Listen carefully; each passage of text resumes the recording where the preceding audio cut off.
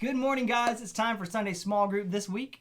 And yesterday was actually June 6th, and it's a day that should be in our memories as a pretty monumental day in history. But I'm willing to bet, though, if I went out on the streets here in Wilmington Island and asked a bunch of people why June 6th is important, they probably couldn't tell me. June 6, 1944 is when Operation Overlord was given the green light. Now, most people know that operation as D-Day.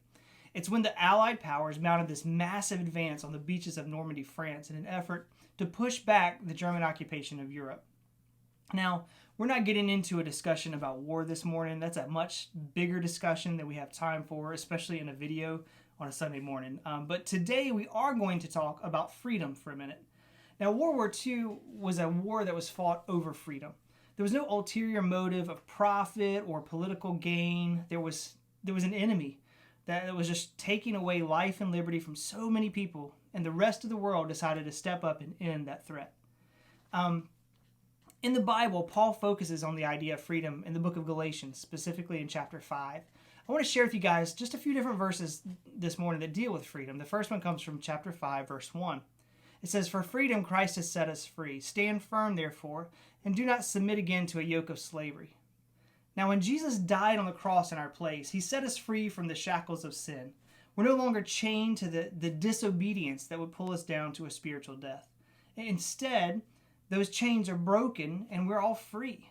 So let's continue reading about freedom in Galatians 5, starting in verse 13. It says, "For you are called to freedom, brothers. Only do not use your freedom as an opportunity for the flesh, but through love serve one another. For the whole law is fulfilled in one word. You shall love your neighbor as yourself." Paul reminds us that we are called to live a life that embraces our freedom, but it doesn't abuse it.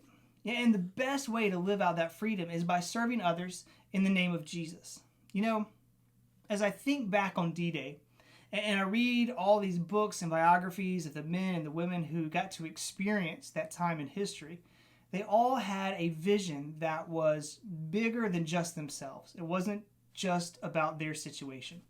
They did some pretty epic and heroic things because they were serving other people. Answering the call of freedom and bravely putting their lives on the line was what motivated them to do the stuff that we hear about today and we read about. Guys, I want to challenge you to appreciate the freedom that we have here in the U.S., but more importantly, the freedom that we all have in Jesus once we're called his children. Don't be selfish with that freedom, though. Don't just say, yay me, and not share it with other people. Use it to show others the love of Christ and let him, in turn, break their chains as well. Guys, I hope you have a great rest of your week.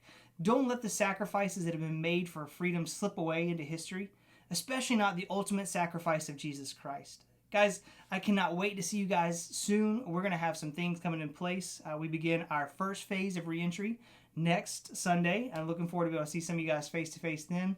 And our student stuff, as we get into the second phase, we'll start seeing you guys for some of our student opportunities as well. So have a great week, and we'll talk to you soon.